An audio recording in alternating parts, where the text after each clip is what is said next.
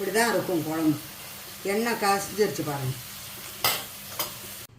என்னம்மா பண்ண போகிறீங்க? இப்போ மட்டன் குழம்பு வைக்க போகிறேம்மா. இப்போ வேக போட போகிறேன், காமிக்கிறேன். மட்டன்னா இது என்ன? இது கரெக்டாக சொல்லுங்கள். மட்டன் நெஞ்சு எலும்பு கறிமா. அதை இப்போ குழம்பு வைக்க போகிறேன். நெஞ்சு எலும்பு குழம்பு. எந்த டைப்பில் வைக்க போகிறீங்க? எங்கள் கிராமத்து டைப்பில் தான் இப்போ நான் வைக்க போகிறேன்.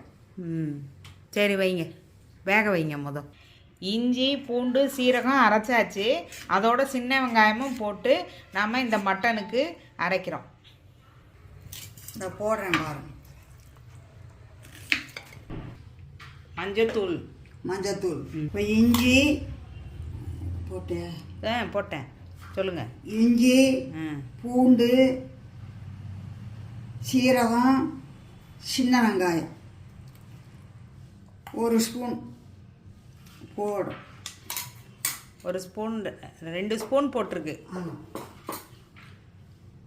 சின்ன ஸ்பூனில் 2, பெரிய ஸ்பூனில் 2. இப்போ தண்ணி, அரிசி கழுவுனா தண்ணி. இப்போ அரிசி கழுவுனா தண்ணி ஊற்றுறேன்.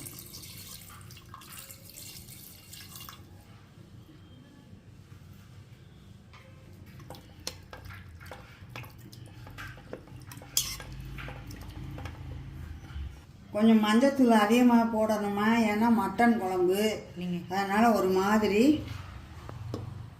மாதிரி வாசனை வரும். அதுக்காக கொஞ்சம் மஞ்சத்தூள் அதிகமாகவே போட்டுக்கிறோம். அப்போ தான் நல்லாயிருக்கும்.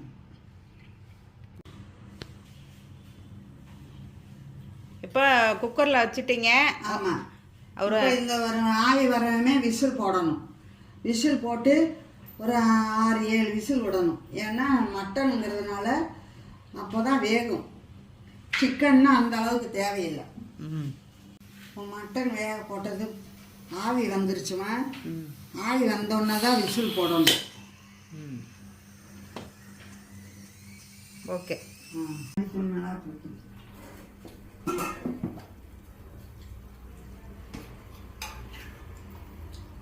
நெஞ்செலும்பு கறி வெந்துருச்சு. இப்போ மிளகாத்தூள் மல்லித்தூள் போட போகிறேன். 1/2 டீஸ்பூன் மிளகாத்தூள்,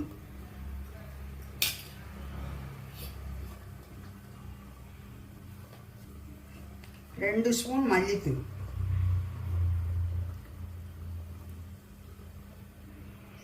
தனியாத்தூள். இந்த ஊர் மல்லித்தூள்,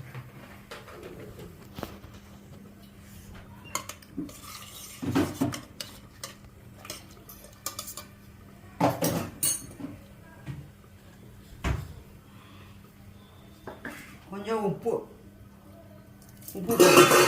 தேவைக்கேற்ப உப்பு. அப்புறம் வேணும்னா நீங்கள் போட்டுக்கோங்க. இப்போ கொஞ்சம் தேங்காயும் சோம்பும் போட்டு எலும்பு குழம்புக்கு ஊற்றணுமா. நிப்பாட்டு. இப்போ நெஞ்சு எலும்பு கறி குழம்பு வைக்கிறேன். இப்போ எல்லாமே போட்டு மசாலா எல்லாம் போட்டு கொதிக்குது. இப்போ அதோட நெஞ்சு எலும்புங்கனால கத்திரிக்காய் போட்டால் நல்லா சூப்பராக இருக்கும். அதனால் நான் கத்திரிக்காய் போடுறேன். நல்லா கொதி வந்து விட்டு போடணும். ஏன்னா முதவே போட்டால் கருத்து போயிடும்.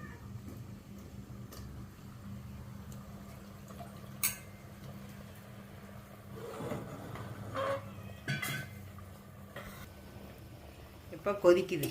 ஆமாம், இதை பாருங்க.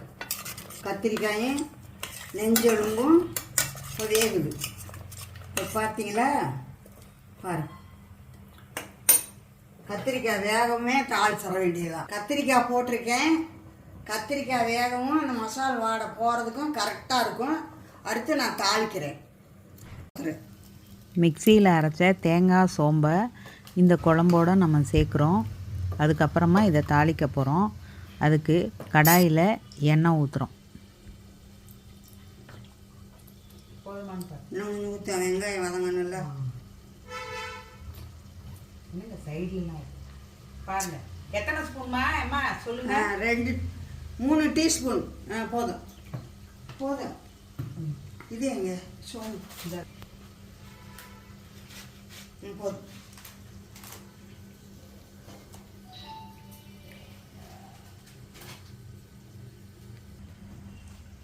சோம்பு போடுறோமா, சோம்பு பொரியவும் வெங்காயம் போடணும்.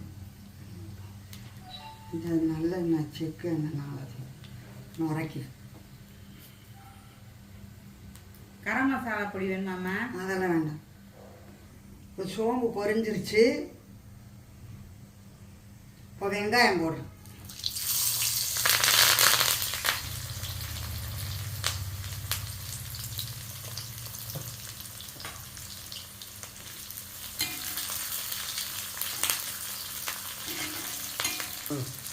கொஞ்சம் ப்ரௌனாக வரணும் வெங்காயம்.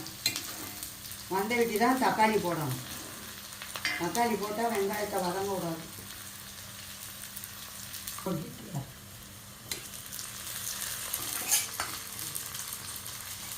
இப்போ ப்ரௌனாக வந்துருச்சு. இப்போ நான் தக்காளியை போடுறேன். தக்காளி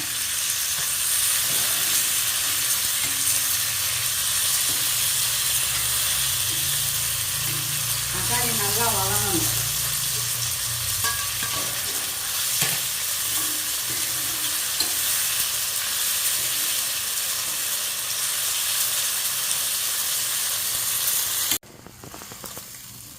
இப்படி ஊற்றணும். இப்போ தூக்கி வை. சொல்லுங்கம்மா, சொல்லவே இல்லை. நீ தூக்கி ஊற்றணும். இப்போ தக்காளி, வெங்காயம், கருவேப்பிலை, சோம்பு எல்லாம் போட்டு தாளித்து கொட்டி தேங்காய் ஊற்றி இப்போ கொதிக்க வைக்க போகிறேன். இப்போ கொஞ்ச நேரம் ஒரு 10 நிமிஷம் கொதிச்சா போதும். தேங்காய் ஊற்றுனதுனால 10 நிமிஷம் கொதிச்சா போதும். எலும்பு கத்திரிக்காய் போட்டு குழம்பு வச்சுருக்கேன். இந்த பாருங்கள், எண்ணெய் மிதங்கிருச்சு. நான் இப்போ இறக்க போகிறேன். இப்போ கொத்தமல்லி தழை போட்டு இறக்க போகிறேன். இந்த பாருங்கள், கத்திரிக்காய் எலும்பு இப்படி தான் இருக்கும் குழம்பு. எண்ணெய் கசிஞ்சிருச்சு பாருங்கள். ஆஃப் பண்ண போகிறேன் ஸ்டவ்வை. ஆஃப் பண்ணிவிட்டு இப்போ கொத்தமல்லி தழை போட்டு இந்த பாருங்கள்.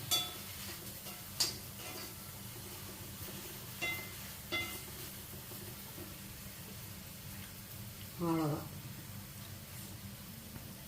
எலும்பு நெஞ்செலும்பு கத்திரிக்காய் கறி குழம்பு ரெடி.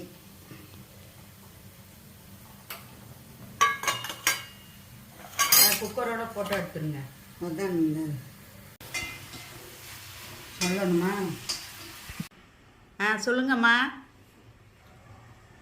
நெஞ்செலும்பு கத்திரிக்காய் கறி குழம்பு வச்சுருக்கேன். பாருங்கள், ஸ்ரீலட்சுமி சேனலில் வரும். நீங்கள் ஷேர் பண்ணுங்கள், லைக் பண்ணுங்கள், சப்ஸ்கிரைப் பண்ணுங்கள்.